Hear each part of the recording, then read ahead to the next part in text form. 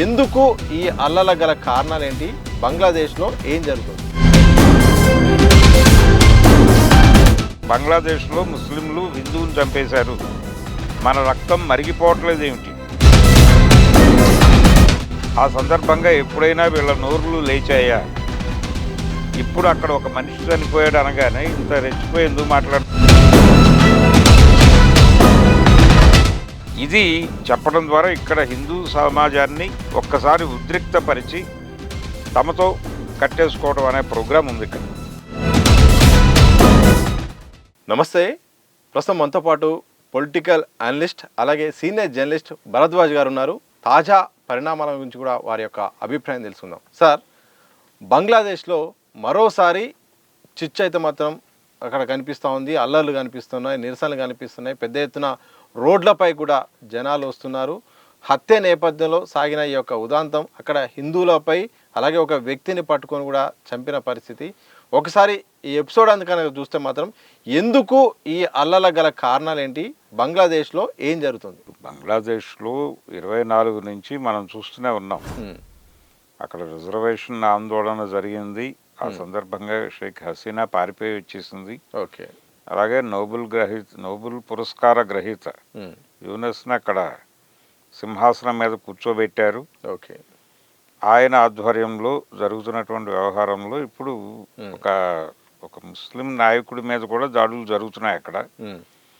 దాంతో పాటు ఇప్పుడు రైజ్ అవుతున్నటువంటి భారతదేశంలో విపరీతంగా సర్క్యులేట్ అవుతున్నటువంటి బంగ్లాదేశ్ అల్లర్ల గురించి ఇక్కడ ఎందుకు ప్రధానంగా చర్చించుకుంటున్నారు ఇప్పుడు అంటే, అక్కడ ముస్లిం సమూహంలో సమాజంలో జరుగుతున్న అంతర్గత గొడవల గురించి కాదు ఇక్కడ గొడవ. ఇప్పుడు కొత్త గొడవ, తాజా గొడవ ఏంటంటే అక్కడ అంటే వస్త్ర వ్యాపారమే ప్రధానం బంగ్లాదేశ్ జీవితాల్లో. వాళ్ళు బట్టలు తయారు చేసి ఎగుమతి చేసుకుని బతుకుతున్నారు అక్కడ. సో ఈ గార్మెంట్ ఇండస్ట్రీ మీద డిపెండ్ అయ్యే వాళ్ళ సంఖ్య ఎక్కువ. బెంగాల్ నుంచి, అంటే పశ్చిమ బెంగాల్ అంటున్నాం మనం, అది తూర్పు బెంగాల్. ఓకే.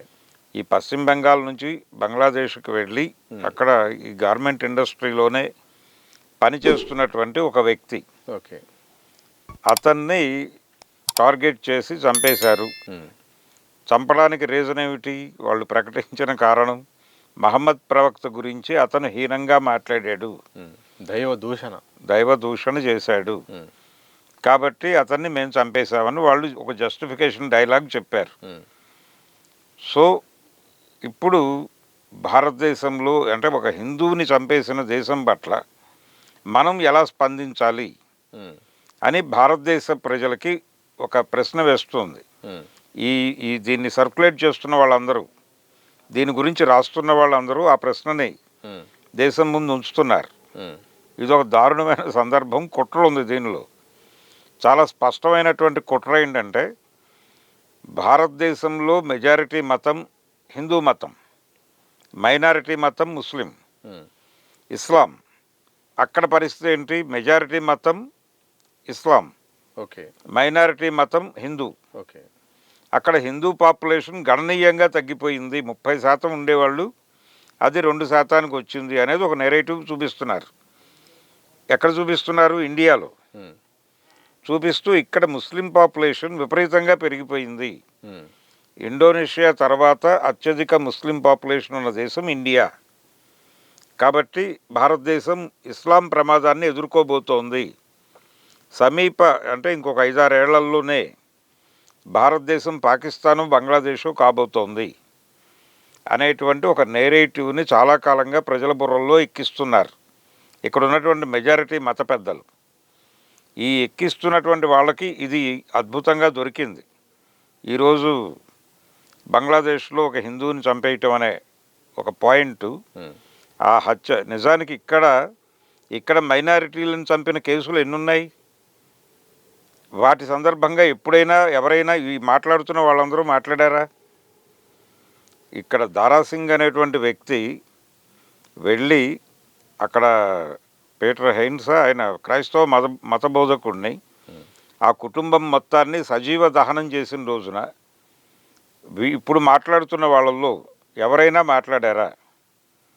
ఆ రోజున ఆ సంఘటనకు వ్యతిరేకంగా స్టాన్ స్వామిని చంపిన రోజున ఎవరైనా ఇప్పుడు మాట్లాడుతున్న వాళ్ళలో ఎవరైనా మాట్లాడారా? ఈ దేశంలో మైనారిటీల మీద దాడులు అనేకం జరిగినాయి. ఆ సందర్భంగా ఎప్పుడైనా వీళ్ళ నోరులు లేచాయా? ఇప్పుడు అక్కడ ఒక మనిషి చనిపోయాడు అనగానే ఇంత రెచ్చిపోయి ఎందుకు మాట్లాడుతున్నారు వీళ్ళు? ప్రతి దేశంలోనూ మతం అనే దానిలోనే ఒక సంకుచితమైనటువంటి గందరగోళం ఉంటుంది. ప్రతి దేశంలోనూ మెజారిటీ మతం తన ప్రయోజనాల కోసం మైనారిటీలని టెర్రరైజ్ చేయటము, వాడుకోవటం, ఈ పనులన్నీ చేస్తుంది. అక్కడ మెజారిటీ మతంగా ఉన్నది ఇంకో చోట మైనారిటీ మతం కావచ్చు. ఇప్పుడు పరిస్థితి ఎలా తయారైందంటే భారతదేశంలో ఈ ఇన్సిడెంట్ని విపరీతంగా సర్క్యులేట్ చేయటం ద్వారా బంగ్లాదేశ్లో ముస్లింలందరూ కలిసి ఒక హిందూ కుర్రాడిని చంపేశారు. ఒక బట్టల వ్యాపారంలో పనిచేస్తున్నటువంటి కుర్రాడిని నిర్దయగా చంపేశారు. పొట్ట చేత్తో పట్టుకుని పశ్చిమ బెంగాల్ నుంచి వెళ్ళిన ఒక కుర్రవాడిని దాడి చేసి చంపేశారు, తగలబెట్టేశారు. ఇది చెప్పడం ద్వారా ఇక్కడ హిందూ సమాజాన్ని ఒక్కసారి ఉద్రిక్తపరిచి తమతో కట్టేసుకోవడం అనే ప్రోగ్రాం ఉంది ఇక్కడ. ఆ ప్రోగ్రాంలో భాగంగానే ఈ సంఘటనను వినియోగించుకుంటున్నారు. ఇదే ఆలోచన అక్కడ ఉంది. అక్కడున్న మెజారిటీ మతానికి కూడా అదే అభిప్రాయం ఉంది. వాళ్ళు కూడా ఇతను ఖురాన్ని, మహమ్మద్ ప్రవక్తని దూషించాడు కాబట్టి ఇతనికి శిక్ష వేశాం అని చెప్పుకోవడం ద్వారా ఇక్కడ మైనారిటీలు అక్కడ హిందువుల నుంచి మనకు ఒక ప్రమాదం ఉంది అనే నేరేటివ్ని ముస్లింలలో కల్పించి వాళ్ళని తమ వెనకాల బలంగా ఉంచుకోవడం కోసం ఆ సంఘటనని వాళ్ళు వాడుతున్నారు. అక్కడ రాజ్యం చేయించిందా లేకపోతే అక్కడ ఉన్న విద్యార్థి మత పెద్దలు మత ఇది రిజర్వేషన్ కూడా విద్యార్థులకు సంబంధించింది. ఇది ఇప్పుడు ఈ మహమ్మద్ ప్రవక్తను కించపరిచాడు అని చంపేయటం ఈ కార్యక్రమం అంతా ఓ సంస్థ, ఇస్లాం సంస్థల వైపు నుంచి జరిగింది. అది దాన్ని కూడా మనం మాట్లాడాలి, దాన్ని కూడా మెచ్చుకోమని నేను అంటలేదు. అది దారుణమే, కానీ దానికి ఒక ప్రయోజనం ఉంది. ఆ హత్యని తీసుకొచ్చి ఇక్కడ పాపులర్ చేసి దీని గురించి ఆవేశాలు పెంచుతున్నారు. ఇక్కడ వీళ్ళకు ఒక ప్రయోజనం ఉంది. ఇక్కడ మైనారిటీల మీద దాడులు జరిగినప్పుడు వీళ్ళెవరూ మాట్లాడరు. ఓకే, ఇక్కడ మైనారిటీలు చచ్చిపోయినప్పుడు వీళ్ళెవరూ మాట్లాడరు. ఇక్కడ మైనారిటీల గురించి మాట్లాడే వాళ్ళకి మాత్రమే అక్కడ మైనారిటీల గురించి మాట్లాడే హక్కు ఉంది. అక్కడ మహాత్మా గాంధీ గారు ఒక మాట చెప్పేవాడు. అప్పుడు బంగ్లాదేశ్ విడిపోలా, ఆయన బతికుండగా పాకిస్తాన్ ఏర్పడింది. ఆయన ఏం చెప్పేవాడంటే, నేను ఇండియాలో ముస్లింని, పాకిస్తాన్లో హిందువుని అనేవాడు. అంటే ఏంటి, ఇక్కడ కూడా మైనారిటీల పక్షాన నిలబడతాను అని. అది స్పిరిట్. అంతే తప్ప అక్కడ ముస్లింని చంపేశాడని చెప్పి ఇక్కడ ఉద్రిక్తత పెంచటం అది ఏ మేరకు సబబు? ఇక్కడ మీరు ఉద్రిక్తతలు పెంచితే ఇక్కడ భయపడేది ఎవరు? ముస్లిం సమాజం, మైనారిటీలు. ఇక్కడ మైనారిటీలు భయంతో దాక్కుంటున్నారు కలుగుల్లోకి వెళ్ళి. ఈ అకౌంట్లో మన మీద ఏం దాడులు జరుగుతాయో అని భయపడుతున్నారు వాళ్ళు. అంటే ఆ దాడిని వంకగా చూపించి మీరు మీ దేశంలో ఉన్నటువంటి ముస్లిం సమాజాన్ని మీ కంట్రోల్లోకి తెచ్చుకుని మీకు లొంగి ఉండేలాగా చేసుకుంటున్నారు. సార్, బంగ్లాదేశ్లో సాధారణ పరిస్థితులు వచ్చే అవకాశం ఉందా? ప్రజాస్వామ్య పూర్తి స్థాయిగా ఒక ఓటు ద్వారా గెలిచి ఒక ప్రభుత్వం సుస్థిరంగా ఉండే పరిస్థితులు ఈ సందర్భాలను చూస్తే ఉండే పరిస్థితులు ఉన్నాయి. ఇది రాను ఇంకెక్కువ కూడా పేటరేకిపోయే అవకాశం ఉంది. అక్కడ జనాలలో అన్రెస్ట్ ఉందండి, దరిద్రం ఉంది, డబ్బులు లేవు, కష్టాల్లో ఉన్నారు. చాలామంది ఆ దేశం వదిలి వెళ్ళిపోతున్నారు కాలినడకనే. భారతదేశానికి విపరీతంగా తరలిస్తున్నారు.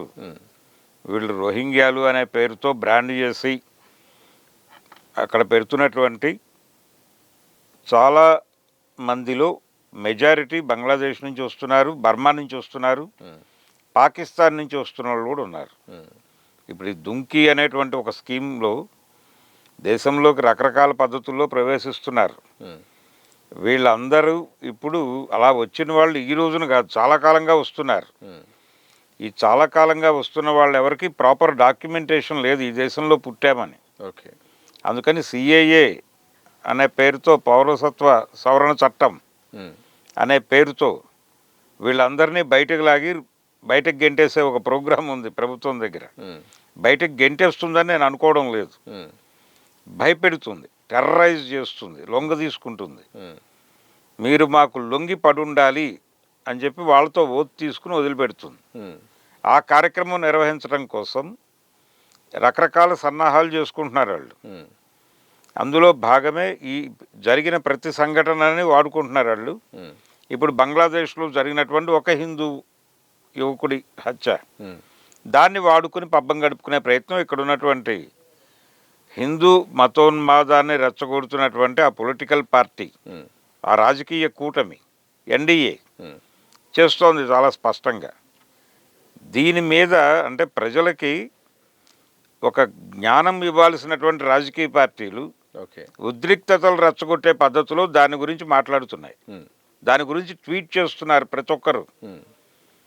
దేశంలో ఇంకే ఇష్యూ లేనట్టుగా అదొకటే సమస్యలాగా బంగ్లాదేశ్లో ముస్లింలు హిందువుని చంపేశారు, మన రక్తం మరిగిపోవట్లేదు ఏమిటి అని ట్వీట్ చేస్తాడు ఒక ఆయన. మరిగిపోతే ఏం చేస్తారు? మీ పక్కింట్లో ఉన్న ముస్లింని చంపేస్తారా? వెళ్ళి చంపేమనే కదా ఉద్రిక్తతలు రెచ్చగొడుతోంది వీళ్ళు. Kashmir files, Kerala story, Razakar files, ఈ సినిమాల ద్వారా వాళ్ళు సాధించదలుచుకుంది ఏంటి? ఇదే ఒక ఏదో జరిగిపోతోంది దేశంలో, హిందూ మతానికి ప్రమాదం. హిందువులని పొద్దున్న లేచిన దగ్గర నుంచి బ్రేక్ఫాస్ట్ చేసి కనీసం ఒక ఇద్దరు హిందువుల్ని కొట్టి, అలసిపోయి భోజనం చేసి మళ్ళీ వచ్చి ఇంకో నలుగురు హిందువుల్ని కొట్టి ఇలా బతుకుతోంది ముస్లిం సమాజం అన్న నేరేటివ్ని కల్పించారు ఆ సినిమాలో, కాశ్మీర్ ఫైల్స్లో. ఇలాంటి నేరేటివ్లు కల్పించుకుంటూ బతుకుతున్నారు వీళ్ళు. ఆ నేరేటివ్స్ పరిధిలోకి ఇప్పుడు దాన్ని తీసుకొస్తున్నారు ఆ సంఘటనని. ఇది ప్రమాదకరం. అక్కడ జరిగినది దారుణమే, అలాంటి దారుణాలు ఇక్కడ కూడా అనేకం జరిగాయి. దీన్ని కలిపి మాట్లాడాలి. మైనారిటీల మీద ఎక్కడ దాడి జరిగినా, ఏ దేశంలోనైనా మత కల్లోలాలకు మెజారిటీ మతమే కారణం అని ముట్నూరు కృష్ణారావు గారు చెప్పాడు 20లో అప్పట్లోనే కృష్ణా పత్రికలో. ఏ దేశంలోనైనా మెజారిటీ మతం అభద్రతతో ఉంది అనే ఇంప్రెషన్ ఇస్తే మైనారిటీ మతాలు వణికిపోతాయి అని రాశాడు ఆయన ఒక ఎడిటోరియల్లో. కాబట్టి మెజారిటీ మతం, ఏ దేశంలో మత కల్లోలాలకైనా మెజారిటీ మతమే కారణం. ఇది ఈ ఎరుక కలిగి ఉండాలి. ఈ కళ్ళజోడు పెట్టుకుని బంగ్లాదేశ్లో జరుగుతున్న సంఘటనలు చూడాలి. అంతే తప్ప సంఘటనగా చూస్తే ఒక ముస్లిం యువకుడిని హిందువులు చంపారు అనేది, ఒక హిందూ యువకుడిని ముస్లింలు చంపారు అనేది విడివిడిగా వార్తలుగా చూస్తే మీలో ఉద్రిక్తతలు లేస్తాయి. మా హిందువుని చంపేస్తారా, వీళ్ళు మొత్తాన్ని చంపేస్తాననేటువంటి ఒక కోపం, చిరాకు. అటువైపు అదే. ఇది కాదు పరిష్కారం. దీన్ని అర్థం చేసుకుని ఇక్కడ ఎవరి ప్రయోజనాల కోసం ఏ వార్తని ఎలా ప్రచారం చేస్తున్నారు, ఏ వార్తను ఎక్కడ సర్క్యులేట్ చేస్తున్నారు, ఏ ప్రయోజనాలు సాధించాలనుకుంటున్నారు అనే దాని మీద ఒక అబ్జర్వేషను, ఒక ఎరుక కలిగి దాని గురించి ప్రజలతో మాట్లాడేటువంటి నాయకులు కరువు అయ్యారు మనకి. దేన్నైనా సరే ప్రయోజనానికి వాడేసుకోవడమే. బంగ్లాదేశ్ ఇప్పుడు ఆవిడ అక్కడి నుంచి పారిపోయి వచ్చి ఇక్కడ తలదాచుకున్నారు, హసీనా షేక్. ఆవిడ గురించి వీళ్ళు మాట్లాడరు, మాకు తెలియదు అంటారు. ఇప్పుడు మొన్న వాళ్ళు నోటీసులు ఇచ్చినప్పుడు కూడా అదే చెప్పారు కదా వీళ్ళు, మాకేం తెలుసు, మా దేశంలో ఉన్నారా ఆవిడే అని. ఆవిడే చెప్పుకుంది నేను రోజు పిఎంఓకి వెళ్తున్నాను అని. కాబట్టి ఇలాంటి ఒక హిపోక్రటిక్ వాతావరణంలో మనం బతుకుతున్నాం. అక్కడ జరిగింది దారుణమే, ఆ దారుణాన్ని ఖండించవలసిందే. ఇన్ ది సేమ్ టైం మతం పేరుతో జరుగుతున్నటువంటి అన్ని రకాల దుర్మార్గాలను కూడా ఖండించాల్సి ఉంటుంది. ముస్లిం మతం తను మెజారిటీగా ఉన్నటువంటి దేశంలో జరిపిన దారుణాలని మాట్లాడే సందర్భంలో హిందూ మతం మెజారిటీగా ఉన్నటువంటి దేశంలో ఆ మతం ఇక్కడ ఉన్నటువంటి మైనారిటీ మతం మీద జరుపుతున్న దాడుల గురించి కూడా మాట్లాడాల్సి ఉంటుంది. అలా కాకుండా దాన్ని విడిగా చూపిస్తే ఇక్కడ ఇంకేదో రాజకీయం నడుపుతున్నారు మీరు అని అనుకోవాల్సి వస్తుంది. మహాత్మా గాంధీ జాతీయ ఉపాధి హామీ పథకం చాలా పాపులర్ పథకం. ఊళ్ళల్లో కూడా చాలామంది ఉపాధికి అదొక చాలా ఉపయోగపడింది. కాంగ్రెస్ పార్టీ యూపీఏ ఉన్నప్పుడు ప్రారంభించింది. అయితే ఈ మధ్యనే పార్లమెంట్లో కూడా ఆ పథకాన్ని రద్దు చేసి దాని ప్లేస్లో మాత్రం జీ రామ్జీ అని ఒకేలాగా ఆ పథకాన్ని వచ్చి కొన్ని మార్పు చేర్పులు చేశారు. రాష్ట్రానికి కూడా వాటా కూడా కల్పిస్తూ 40% పెంచారు. వాళ్ళు కూడా భరించాల్సిందని. వ్యవసాయ టైంలో కూడా ఈ పథకాన్ని మాత్రం కంటిన్యూ చేయమని చెప్పారు. చాలా మార్పులు వచ్చాయి కానీ మహాత్మా గాంధీ లాంటి పేరు తీసేయడం పెద్ద ఎత్తున దేశవ్యాప్తంగా చర్చ జరుగుతుంది. నిజంగా ఏమై ఉంటుంది కేంద్ర ప్రభుత్వం ఇంత నిర్ణయం, ఒక మహాత్ముడి పేరు తీయాల్సిన అవసరం ఏమొచ్చింది? అలాగే జీ రామ్జీ అనే సందర్భంలో తెలంగాణ బీజేపీ రాష్ట్ర అధ్యక్షుడు రామచంద్రరావు మాట్లాడుతూ రామ్ అని ఉన్నది కాబట్టి వ్యతిరేకిస్తున్నారు విపక్షాలని కూడా ఆయన మాట్లాడారు. ఒకసారి ఈ ఎపిసోడ్ కనుక చూస్తే ఏం చెప్తారు? అంటే గాంధీని టోటల్గా ఈ దేశ ప్రజల మనసుల్లో నుంచి పక్కకు తొలగించాలి అనేటువంటి స్కీమ్ అయితే ఉంది వాళ్ళకి. ఉందా నిజంగా? చాలా స్పష్టంగా ఉంది. ఫ్రమ్ ది బిగినింగ్ ఉంది. ఆయన్ని వేరే భిన్నంగా చూపించడం కోసం రకరకాల ప్రయత్నాలు చేస్తూ వస్తున్నారు. నిజానికి ఆయన హత్య జరిగింది కూడా హిందూ మహాసభ క్యాడర్ నుంచి జరిగింది అనే విషయం అందరికీ తెలిసిన విద్య. గాడ్సే గారు ఏం రాశారు ఆయన మరణ వాంగ్మూలంలో? ఆయన మరణ వాంగ్మూలం ఎడిటెడ్ వెర్షనే ఉంది బయట. ఆయన కోర్టులో ఇచ్చిన స్టేట్మెంట్ యాజ్ ఇట్ ఈస్గా ఇన్ టోటల్ బయట అచ్చు కాలేదు, కొంతమేరకు మాత్రమే అచ్చు అయింది. ఆ కొంతమేరకు అచ్చు అయినటువంటి వాంగ్మూలంలో కూడా మహాత్మా గాంధీ మీద ఆయన చేసిన ఎలిగేషన్ ఏమిటి? గాంధీ గారు ఆ రోజున దేశ విభజన జరిగినప్పుడు పాకిస్తాన్కి ఇండియా ఇవ్వవలసినటువంటి 55 కోట్లు చెల్లించి తీరాలి అన్నాడు ఆయన. చెల్లిస్తే వాళ్ళ ఆయుధాలు కొనుక్కుని మనతోనే యుద్ధం చేస్తారు కాబట్టి ఆ డబ్బులు చెల్లించక్కర్లేదని ఇంకో సెక్షన్. వాళ్ళకి ట్యాక్సులు వసూలైనటువంటి ట్యాక్సుల్లో వాళ్ళ వాటా వాళ్ళకి ఇవ్వాలి కదా. ఈ విభజన ప్రక్రియ జరుగుతున్నటువంటి కాలంలో జరిగిన ట్రాన్సాక్షన్స్ నుంచి వసూలైన ట్యాక్స్లో వాళ్ళ వాటా వాళ్ళకి ఇవ్వాలి కదా. తెలంగాణ ఆంధ్ర విడిపోయినప్పుడు కూడా జరిగింది ఈ గొడవ, ఇచ్చారు ఫైనల్గా. అలాంటి గొడవే అప్పుడు జరిగినప్పుడు గాంధీ గారు పాకిస్తాన్ తరఫున నిలబడ్డాడు. పాకిస్తాన్ పేరుతో జరుగుతున్నటువంటి రకరకాల హింసలకు వ్యతిరేకంగా ఆయన నిరాహార దీక్ష కూర్చోడానికి కూడా సిద్ధపడ్డాడు. ఈ గాంధీని రాజ్యాంగాన్ని, అంబేద్కర్ రాసినటువంటి రాజ్యాంగాన్ని, గాంధీని అడ్డం పెట్టుకుని దేశంలో మైనారిటీలు, కింది కులాలు బతుకుతున్నాయి. ఆ రెండింటిని తీసేసే ప్రయత్నం భారతీయ జనతా పార్టీ కాన్షియస్గా చేస్తోంది. ఒకటి మహాత్మా గాంధీని తీసేయాలి, ఆయనతో పాటు అంబేద్కర్ రాసినటువంటి రాజ్యాంగాన్ని తీసి వాళ్ళ రాజ్యాంగాన్ని ఇంప్లిమెంటేషన్ చేయాలి. ఇది ప్రోగ్రాం. నిజానికి ఈ పని ఇంతకుముందే చేసి ఉండేవాళ్ళు వాళ్ళు. ఇంతకుముందే అంటే మొన్న జరిగినటువంటి ఎన్నికల్లో వాళ్ళు అనుకున్నటువంటి బలం రాలేదు వాళ్ళకి. వాళ్ళు అనుకున్నటువంటి 400 పైన సీట్లకి కనీసం ఒక 80-90 సీట్లు వెనకబడి ఉన్నారు వీళ్ళు. ఓకే, వీళ్ళు ఆల్రెడీ అంతకుముందు గెలిచిన వాటిలో 60 సీట్లు కోల్పోయారు. కొత్తగా గెలుస్తామనుకున్నటువంటి 30 అన్నీ గెలుచుకోలేకపోయారు. అందుకని ఈ గ్యాప్ వచ్చింది. ఈ గ్యాప్ను వేరే పద్ధతిలో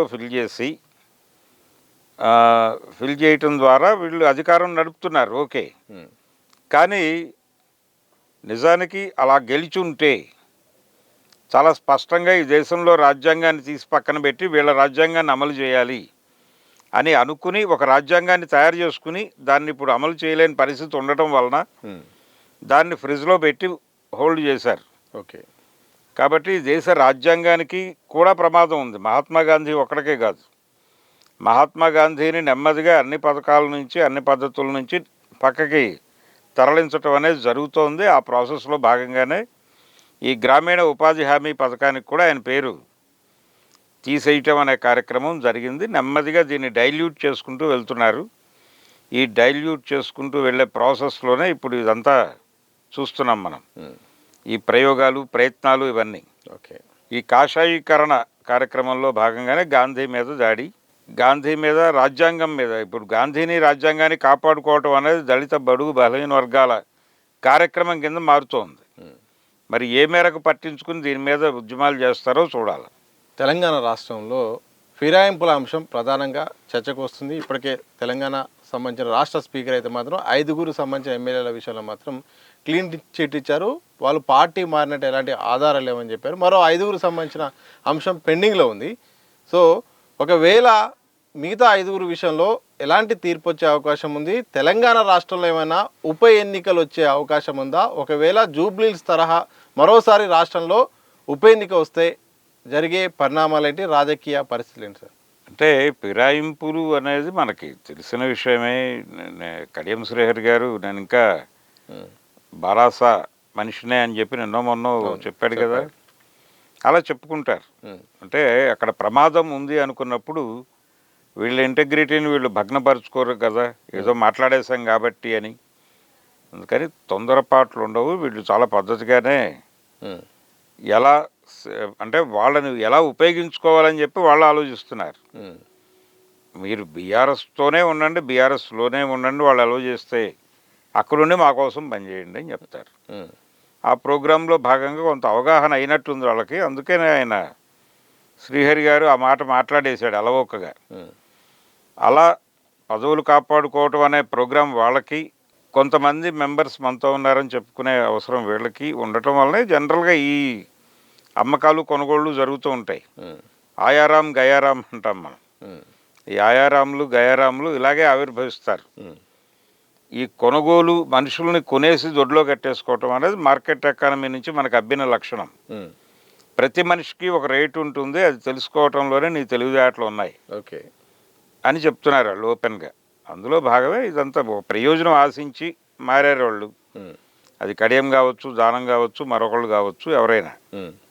ఇప్పుడు వాళ్ళందరికీ ఉప ఎన్నికల భయం ఇవన్నీ చూపించి కొంచెం టెర్రరైజ్, అంటే మళ్ళీ డబ్బులు ఖర్చు పెట్టుకోవాలి, మళ్ళీ సత్యాన్ని నిరూపించుకున్నట్టుగా జనం మాతోనే ఉన్నారని ప్రూవ్ చేసుకోవాలి. ఇంత హడావిడి లేకుండా కూల్గా వాళ్ళని అక్కడే ఉంచి తనకి అనుకూలంగా పనిచేయించుకుంటే సరిపోతుంది కదా అనేటువంటి ఒక కొత్త స్కీమ్లోకి వెళ్ళాడు ఆయన రేవంత్ రెడ్డి గారు. ఆ స్కీమ్ ఇప్పుడు అమలు జరుగుతున్న విధానం చూసాం మనం. ఆయన ప్రెస్ మీట్ నుంచి, ఆయన మాట్లాడుతున్న పద్ధతి నుంచి. కడియం శ్రీహరి గారు ఆయనే కాదు, మిగిలిన వాళ్ళు కూడా నెమ్మదిగా, అంటే ఎన్నికలు జరగకుండా ఎలా అవాయిడ్ చేయగలము అనే దాని మీద ఉన్నారు వాళ్ళు. ఇప్పుడు నెమ్మదిగా అలాగే ఉండి అదే పద్ధతిలో కొనసాగుతామనే మూడ్లోకి తీసుకెళ్తారు. కాబట్టి గతంలో రాజశేఖర రెడ్డి టైంలో టీఆర్ఎస్ వాళ్ళు చాలామంది మారారు కాంగ్రెస్లోకి. ఓకే. కానీ చివరి క్షణం ఎన్నికల ముందు వరకు ఆ కేసును లాగుతూ వచ్చారు. ఓకే. ఇప్పుడు కూడా అలాంటిది జరగచ్చు. ఇప్పుడు కూడా ఇది కేసుగా అడ్మిట్ చేస్తే, ఒకవేళ ఇది కాదు ఆర్గ్యుమెంట్ అనుకుంటే కేసులు పెట్టండి అని చెప్పి ఆ కేసును అప్పటిదాకా తేలకుండా నానబెడతారు. ఇమ్మీడియట్గా ఇక్కడ ఏదో బై ఎలక్షన్ వస్తుందని నేనైతే అనుకోవడం లేదు. ఛాన్స్ లేదా? బై ఎలక్షన్ కంట్రోల్ చేయడానికి ఎన్ని రకాల పద్ధతులు ఉన్నాయో అన్ని రకాలు ఎక్సర్సైజ్ అయిపోయిన తర్వాత ఇక కుదరదు అనుకున్నప్పుడు మాత్రమే వాళ్ళు ఈ నిర్ణయానికి వస్తారు తప్ప అంత ఈజీ వ్యవహారం ఏం కాదు. వాళ్ళు ప్రస్తుతం రోడ్డు మీదకి వచ్చి దాన్ని ఇంకొకళ్ళకి ఎవరికో ఈయన కాల్చిన అక్కలపాలు చేసినట్టు అవుతుందేమో అనే భయం ఉంది వీళ్ళకి. అందుకని తొందరపడి ఎలాంటి నిర్ణయాలు చేస్తారని నేనైతే అనుకోవడం లేదు. కానీ ఖైరతాబాద్ ఎమ్మెల్యే విషయంలో మాత్రం ఆయన పార్టీ బీఫామ్ మీద సికింద్రాబాద్ పార్లమెంట్ స్థానానికి పోటీ చేశారు. చాలా టెక్నికల్ ఎవిడెన్స్ ఉంది. సో అక్కడ మాత్రం ఎన్నిక తప్పదు, వచ్చే అవకాశం ఉంది అన్నట్టు ప్రచారం జరుగుతుంది. నిజంగా ఆ విషయంలో ఏం జరిగే అవకాశం ఉంటుంది? ఎక్కడండి? ఖైరతాబాద్ విషయంలో దానం నాగేందర్ కూడా ఇదే విషయంపై కూడా పార్టీ ఆదేశిస్తే, సీఎం ఆదేశిస్తే నేను రాజీనామా చేసి పోటీకి సిద్ధమని చెప్పాడు. దీని ద్వారా అక్కడైనా ఛాన్సెస్ ఉన్నాయా? చూడాలండి. అంటే మళ్ళీ అధికార పార్టీకే జనరల్గా ఏ బై ఎలక్షన్ జరిగినా అధికార పార్టీకి అనుకూలంగానే ఓటర్ ఉంటాడు. చివరి ఎన్నికలైతే నిర్ణయాలు మారతాయేమో కానీ బై ఎలక్షన్ వరకు వాళ్ళు కొంచెం ప్రధాన స్రవంతి అని కాదు కానీ అధికారంలో ఉన్న ఏ పార్టీకైనా మొగ్గు చూపించే పరిస్థితి ఉంటుంది జనాలకి. అలా తయారు చేసాం మనం జనాల్ని. కాబట్టి ఆ డిజైన్ నుంచి బయటకు వెళ్ళే మూడ్లో జనం లేరు. అందుకని ఇప్పుడు ఎన్నికలు వస్తే నాకేం పెద్ద ప్రమాదం లేదు అన్నట్టుగా దానం నాగేంద్ర మాట్లాడుతున్న అభిప్రాయాలు కరెక్టే. ఓకే. ఆయన ధోరణి కరెక్టే. మిగిలిన వాళ్ళకి స్కీమ్ చేసుకోవడానికి టైం దొరుకుతుంది. అందుకని ఎవరూ పెద్దగా టెన్షన్ పడట్లేదు. చూద్దాం, మనం ఒక మాట అన్నాం, వాళ్ళు ఒక మాట అన్నారు, ఏం నిర్ణయాలు జరుగుతాయో అప్పుడు చూద్దాం. ఆ నిర్ణయాలను మేనేజ్ చేయగలిగితే చేద్దాం, లేదంటే కంటెస్ట్ చేసి ఎలా గెలవాలో అలా గెలుద్దాం అన్నట్టుగా ఉన్నారు. సో అదే జరగబోతున్నట్టుగా అనిపిస్తోంది. సార్, ఫోన్ ట్యాపింగ్ అంశం ఈ మధ్యకాలంలో తెరపైకి వస్తున్నది. ఆ విచారణకు సంబంధించిన అంశాలు కూడా బయటకు వస్తున్నాయి. అప్పటి ఫోన్ ట్యాపింగ్స్, అప్పటి ఇంటెలిజెన్స్ చీఫ్ సంబంధించిన వ్యవహారం కూడా ఆయనను కస్టడీలో తీసుకున్నారు, విచారిస్తున్నారు. గవర్నమెంట్ వచ్చిన కొత్తలో, కాంగ్రెస్ వచ్చిన కొత్తలో మాత్రం పెద్ద ఎత్తున చర్చ జరిగింది. ఆ తర్వాత మెల్లమెల్లగా తగ్గింది. గవర్నమెంట్ అయితే సీఎం రేవంత్ రెడ్డి అయితే, మంత్రులు అయితే, కాంగ్రెస్ లీడర్లు అయితే మాత్రం దీని వెనుక అప్పటి సీఎంతో పాటు మంత్రులు ఉన్నారు, వాళ్ళను బయటికి తీసుకెళ్తాము, వాళ్ళని మొత్తం వాళ్ళ బండారం బయటపడుతుందని చెప్పారు. కానీ తాజా పరిశీలన బట్టి చూస్తే రాజకీయ నాయకులకు వాళ్ళు ఈ కేసులో ఉండే అవకాశం ఉందా, లేకపోతే అధికారుల వరకే ఈ కేసును ఉంచుతారా, అసలు మొత్తంగా అన్ని కేసులాగానే నీరు గార్చే అవకాశం ఉందా? ఇప్పుడు కేసులు అనేవి అడ్డం పెట్టుకుని పబ్బం గడుపుకోవడానికి రకరకాల ప్రయత్నాలు జరుగుతున్నాయి. కేసులు అనేవి కూడా ఒక యుద్ధ తంత్రంలోను వ్యూహంలోనూ భాగంగా మారిపోయినాయి. ఓకే, ఎవరినైనా కంట్రోల్లో తీసుకోవాలంటే వాళ్ళ మీద ఒక కేసు ఉంటే బెటర్ కదా అని అనుకుంటున్నారు. ఇది కూడా కంట్రోల్లో భాగమే, కంట్రోల్లో భాగం. అన్ని కేసులాగానే. చంద్రబాబుని అరెస్ట్ చేయాలని జగన్ ఉత్సాహపడినప్పుడు కేంద్రం ఎందుకు సరే కానీ అంది?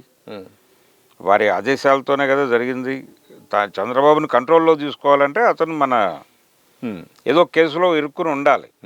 అలా ప్రతి మనిషి మీద ఏదో కేసులు పెట్టడానికి కేసులు పెట్టడానికి తగినటువంటి సఫిషియంట్ రికార్డులతో వాళ్ళు వెయిట్ చేస్తున్నారు. ఈ పద్ధతిలో ఎక్కడ ఇబ్బంది కలిగితే అక్కడ ఇబ్బంది కలిగించే వాళ్ళని టార్గెట్ చేసి లోపలేయడానికి ఏమున్నాయి పాతవి అనేది కూడా మొత్తం రెడీ చేసి పెట్టుకుని దాడులు జరుగుతున్నాయి. ఆ పద్ధతిలో చేస్తున్నారు. అంటే టెర్రరైజ్ చేయటం అనేది చాలా స్పష్టంగా జరుగుతున్నటువంటి ప్రక్రియ. దీన్ని ఎలా చూడాలి అంటే మీరు అన్నదేంటి సార్? ఇదే సార్, ఫోన్ ట్యాపింగ్ అధికారుల వరకే పరిమితం అవుతుందా, రాజకీయ నాయకులకు? అధికారుల వరకు అనేది కాదండి. అందరి ఫోన్లు ట్యాప్లోనే ఉన్నాయి. వీళ్ళ ఫోను వాళ్ళ ఫోను అని కాదు. ప్రపంచపు సంభాషణ వింటున్నారు వాళ్ళు. ఇదివరకు రోజుల్లో మనం మీటింగ్ పెడితే ఒక ఇద్దరు ముగ్గురు ఇంటెలిజెన్స్ వాళ్ళు వచ్చి ఏదో రాసుకుని పోయేవాళ్ళు. ఇప్పుడు ఆ పరిస్థితి లేదు. ఇప్పుడు స్ట్రైట్గా వాళ్ళు రీడ్ చేసేస్తున్నారు, లైవ్లు చూస్తున్నారు వాళ్ళు కూడా. అది మాత్రమే కాదు, ఫేస్బుక్లు ట్విట్టర్లు ఇవన్నీ దేనికి వచ్చినాయి? Social media. మనం ఏదో మన అభిప్రాయాలు చెప్పి ఉద్యమాలు వెలిగించడం కోసం కాదు. ఓకే, మన బుర్రల్లో ఏముందో వాళ్ళు తెలుసుకోవడం కోసం మనకి వేరేసారు. మన అభిప్రాయాలన్నీ అక్కడ చెప్తాం. ఓకే, వీడు ఇలాంటి అభిప్రాయాలు కలిగిన వాడు కాబట్టి వీడి మీద కొంచెం నిఘా వేయాలి ఓకే అని వాళ్ళు గదిలో కూర్చుని అనుకుంటారు. అంతే. కాబట్టి ఏదైనా అంతే. దేన్నైనా సరే ఎలా వాడుకోవాలో అలా వాడుకుంటారు. కేసులు పెట్టడము అదే పద్ధతి, ఫోన్ ట్యాపింగ్ అయినా అదే పద్ధతి. అవతల వాడి ఇంట్లో ఏం జరుగుతోందో మా దగ్గర రికార్డు ఉంది అంటే అవతల వాడిని సరెండర్ చేసుకోవటానికి వాళ్ళు ఎంత ఉత్సాహంగా ఉన్నారనేది అర్థం చేసుకోవాలి మనం. కాబట్టి ప్రపంచం అంటే సమాచారానికి సంబంధించి డేటాకి సంబంధించి ప్రపంచంలో భద్రత అనేది కొరవడింది. ప్రతి మనిషి టార్గెట్ అయి ఉన్నాడు. ప్రతి మనిషి తాలూకా సమాచారం, అతను ఏం చేస్తున్నాడు, ఎక్కడ ఏం కన్జ్యూమ్ చేస్తున్నాడు, యాప్ ట్రాకింగ్ జరుగుతోంది ఈ దేశంలో. ఓకే, యాప్ మూవ్మెంట్ కూడా ట్రాక్ అవుతోంది. ప్రతిదీ ఫోన్ ట్యాపింగ్ కూడా మాట్లాడుతున్నారు. కానీ ప్రతి రిలీజ్ అవుతున్నటువంటి ప్రతి ఫోన్ నెంబర్తోనూ ఒక ఫోల్డర్ తయారవుతుంది ఒక సూపర్ కంప్యూటర్లో. ఈ ఫోన్ నెంబర్తో జరిగే అన్ని ట్రాన్సాక్షన్స్ దానిలో పడిపోతూ ఉంటాయి ఆటోమేటిక్గా. ఓకే, అవసరమైనప్పుడు దాన్ని విశ్లేషించి వీడేమిటో తేల్చుకుని అప్పుడు దాడి చేస్తారు. ఆ లెవెల్కి ప్రపంచం టెక్నాలజీ వెళ్ళిపోయినప్పుడు ఫోన్ ట్యాపింగ్ అనేది చాలా చిన్న విషయం. ఏదో పొలిటికల్ ప్రయోజనం కోసం హడావిడి చేస్తున్నారు, తగ్గిస్తున్నారు, అవసరమైతే దాన్ని పెంచుతున్నారు, వేడి తగ్గిస్తున్నారు, రెగ్యులేట్ చేస్తున్నారు. ఇది అంతిమ నిర్ణయం దీని మీద ఎప్పుడు వస్తుందనేది చూడాలి. కానీ ఈ ఫోన్ ట్యాపింగ్ అనేది చాలా దిగువ స్థాయి చైల్డిష్ గేమ్. ఇప్పుడు దాన్ని మించి చాలా జరుగుతున్నాయి. ఓకే, యాప్ ట్రాకింగ్ ఇవన్నీ చాలా దారుణాలు జరుగుతున్నాయి. ఫోన్ జేబులో ఉంటే మీరు రోడ్డు మీద ఉన్నట్టే. మీరు గదిలో ఉన్నా ఎక్కడున్నా మీ గదిలో ఫోన్ ఉంటే మీ జీవితం రోడ్డు మీద ఉన్నట్టే. మీ జేబులో ఉన్న ఫోన్ మీ మాటలు వింటుంది రాజ్యం. జేబులో ఫోన్ ఉన్నంతసేపు ఫోన్ అనేది ఆల్టర్ ఈగో అనుకుంటున్నారు. కానీ ఆల్టర్ ఈగో కాదు, అది మీ జీవితాలని శత్రువుకి తెలియజేసే ఒక పరికరం. దాన్ని దృష్టిలో పెట్టుకుంటే ఇవన్నీ మైన్యూట్. ఇది పొలిటికల్ గేమ్. ఈ ఫోన్ ట్యాపింగ్ అనే దాని మీద ప్రజల ప్రైవసీ పోతోంది అని గగ్గోలు పెట్టడం ద్వారా ఏ మేరకు జనాల్ని అట్రాక్ట్ చేసి తమతో కట్టేసుకుని అవతల వాడికి వాళ్ళు దెబ్బ వేయగలరు అనేది డిసైడ్ చేస్తుంది. అది జరిగే వరకు మనకు తెలియదు దాని పవర్ ఏమిటి, దాని ప్రోగ్రామ్ ఏమిటి అనేది.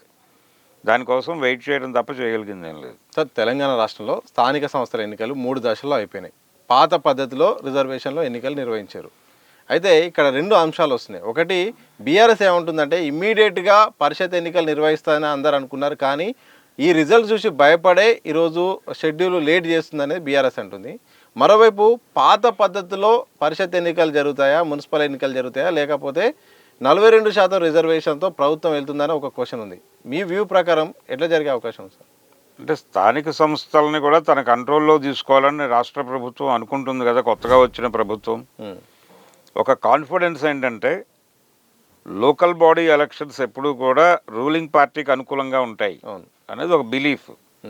ఆ బిలీఫ్ మీద వాళ్ళు కొంచెం సర్వేలు చేసుకుని ఆ సర్వేల ఆధారంతో వచ్చినటువంటి ఒక రూఢి అభిప్రాయంతో మేబీ అలాంటి ముందడుగులు వేసే అవకాశాలు డెఫినెట్గా ఉన్నాయి. అంటే ఎవరు సఫకేట్ అవడానికి సిద్ధంగా లేరు. ఏదో మేరకు తమ పద్ధతిలో తాము గేమ్ ఆడాలి అని అనుకుంటున్నారు. ఆ అనుకోవటానికి ఏవేవి ఉపయోగపడతాయో అవన్నీ వాడుకుంటున్నారు. స్థానిక సంస్థల ఎన్నికల్లో ప్రభావం చూపిస్తే అది దాని తాలూకా ప్రభావం ఇంకెక్కడైనా పలుకుతుంది. అందుకని ప్రతి ఎన్నికలోనూ గెలవటం అనేది ఒక తక్షణ అవసరంగా మారుతుంది. అందులో భాగమే ఇప్పుడు మేనేజ్మెంట్ రకరకాల పద్ధతుల్లో ఎన్నికల ప్రక్రియ మారిపోయింది కదా. ఓటర్ రహిత ఎన్నికల వ్యవస్థలోకి మనం వెళ్తున్నాం. ఓకే, అంటే ఓటర్తో పని లేదు, వాళ్ళే ఈవీఎంలు మేనేజ్ చేసుకుని కథ నడిపించేయగల పరిస్థితికి వెళ్తున్నారు. మరి ఈ కండిషన్లో అంటే ఇవి బ్యాలెట్తో జరిగినప్పటికీ బ్యాలెట్లను కూడా ఎలా చేసుకోవాలో వాళ్ళకి తెలుసు. కొత్త విద్య ఏం కాదు, కన్ఫ్యూజన్స్ ఏమీ లేవు.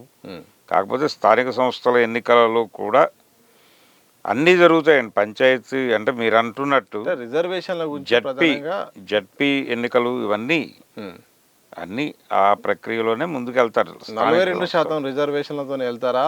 ఎందుకు వచ్చిన గోల కోర్టు కేసులు అని చెప్పి ఆ సుప్రీంకోర్టు కటాఫ్ చెప్పి పాత పద్ధతిలోనే వెళ్తారు. పాత పద్ధతిలోనే వెళ్తారు. సీరియస్గా ఎవరైనా క్రిటిసైజ్ చేస్తే కోర్టు డెసిషన్ మీద ప్రభావం చూపించండి అని చెప్తారు. మరీ సీరియస్ అయితే కోర్టు ఇన్వాల్వ్ అయితే మీరు తొందరగా సెటిల్ చేయండి అని అడుగుతారు. కాబట్టి వాళ్ళ అవకాశం కోసం వెయిటింగ్. ఓకే, వీళ్ళు ఓపెన్గా అవన్నీ కలిపి చేసే అంత టైము లేదు, అవసరం లేదు. వీళ్ళు పాత పద్ధతిలోనే వాళ్ళ ప్రయత్నం వాళ్ళు చేస్తూ ఎవరైనా హర్డిల్ చేసి పోలీసులు కానీ మరొకరు కానీ వస్తే అప్పుడే వ్యూహం నటించాలో ఆ వ్యూహాన్ని నటిస్తారు. అంతే తప్ప ఇబ్బంది ఏమి ఉండదండి. రాజకీయ నాయకులు పరమదారుణమైన ఆలోచనలు, వాళ్ళ ప్రోగ్రామింగ్ కూడా డిఫరెంట్గా ఉంటుంది. వాళ్ళ విషయాలను మళ్ళా చూడరు, వాళ్ళ దృష్టికోణం వేరుగా ఉంటుంది. ఓకే, కేసీఆర్ రాక పట్ల చర్చ జరుగుతుంది. కేసీఆర్ బయటకు వస్తారు, సభలు సమావేశాలు పెడతారు, పార్టీని కూడా అందరూ నాయకత్వం వహిస్తారనేది పార్టీ సంబంధించిన అంశం వస్తుంది. తాజాగా కూడా ఆయన ఫామ్ హౌస్ నుండి నందినగర్ కూడా వచ్చారు. ఆ తర్వాత దిశానిర్దేశం చేస్తారు, ఇక రెగ్యులర్గా ఉంటారని ఒక చర్చ. కేసీఆర్ వస్తే తెలంగాణ రాజకీయాల్లో బయటకు వచ్చి ఆయన మాట్లాడితే ఏమైనా ప్రభావం ఉంటుందా? ఏం జరగబోతుంది? ఒకవేళ బీఆర్ఎస్ పార్టీ భవిష్యత్తు ఎట్లా ఉండే అవకాశం? అంటే బీఆర్ఎస్ కానివ్వండి, లేకపోతే అక్కడ వైఎస్ఆర్సీపీ కానివ్వండి, ఈ 2 పార్టీలకి ఉన్నటువంటి కామన్ ప్రాబ్లం ఒకటి ఉంది. ఈ 2 పార్టీలకు చెందిన ముఖ్యమంత్రులు 2019 ఎన్నికల తర్వాత 24 ఎన్నికల మధ్యలో వాళ్ళు ఎవరికి యాక్సెస్ ఇవ్వలేదు, ఎవరిని కనీసంగా కలవలేదు. జగన్మోహన్ రెడ్డి గారు అయితే మనం బటన్ నొక్కుతున్నాం, డబ్బులు పడిపోతున్నాయి, వాళ్ళే ఓట్లేస్తారు అని అందరినీ యాక్సెస్ నుంచి తొలగించాడు ఆయన. అంటే ఆయన కలవటమే ఒక తపస్సు చేసి బ్రహ్మను కలవటంతో సమానంగా మార్చారు. ఈయన కూడా అదే చేశాడు. వీరిని చూసి వారు వాత పెట్టుకున్నారు అనేవాళ్ళు చాలామంది ఉన్నారు. అలా దీని తాలూకా ఫలితాలు అనుభవించారు కదా మొన్న. ఈ ఫలితాలని తిరగరాసుకోవాలంటే మళ్ళీ అన్ని సెక్షన్స్తోనూ ఒక ఐక్య సంఘటన కావాలి. ఈ ఐక్య సంఘటన నిర్మాణం కార్యక్రమంలో ఉన్నారు వారు. ఈ ఐక్య సంఘటన నిర్మాణం కోసం మాత్రమే వీళ్ళందరితోనూ టాక్స్ జరుగుతున్నాయి. ఏ మేరకు సక్సెస్ అవుతారు అంటే ఇప్పుడు ఆయన బయటకు వచ్చినది కూడా అందుకే. ఓకే, ఇప్పుడు అందరినీ కలుస్తాడు ఆయన. కలిసి రకరకాలుగా నేను అందరికీ యాక్సెస్ ఇస్తున్నాను, ఎవరైనా సరే 3వ తరగతి పిల్లోడు కూడా నా దగ్గరకు వచ్చి మాట్లాడొచ్చు అని చెప్తాడు రేపు పొద్దున. చెప్తే జనాలు వెళ్తూ ఉంటారు, మాట్లాడుతూ ఉంటారు. ఆయన మళ్ళీ ఒక మూమెంట్ క్రియేట్ చేయటానికి మనం గ్రౌండ్లోకి దిగితే తప్ప సాధ్యం కాదు అనేటువంటి మూడ్లో ఉన్నాడు. అందుకోసమే ఇప్పుడు ఆయన నందినగర్ ఇంటికి వచ్చాడు. చూడాలి ఏం జరుగుతుంది, డ్రామా ఎటువైపు నడుస్తుంది అనేది ఆయన ఉద్దేశం అయితే అదే. అంటే ఓటమికి దారి తీసిన పరిస్థితులు ఏమిటో అధ్యయనం చేసి ఆ పరిస్థితుల నుంచి తన్ని తాను బయటకు తెచ్చుకోవడానికి ఏదో ప్రయత్నం చేస్తున్నాడు. చూద్దాం ఏ మేరకు సక్సెస్ అవుతాడు అనేది చూడాలి. Thank you sir, thank you very much. Thank you. ఇది మొత్తంగా సీనియర్ జర్నలిస్ట్ అలాగే అనలిస్ట్ భరద్వాజ్ గారితో ప్రత్యేకమైన ఇంటర్వ్యూ. మరో ఇంటర్వ్యూతో మళ్ళీ కలుద్దాం. చూస్తూనే ఉండండి దిశ టీవీ.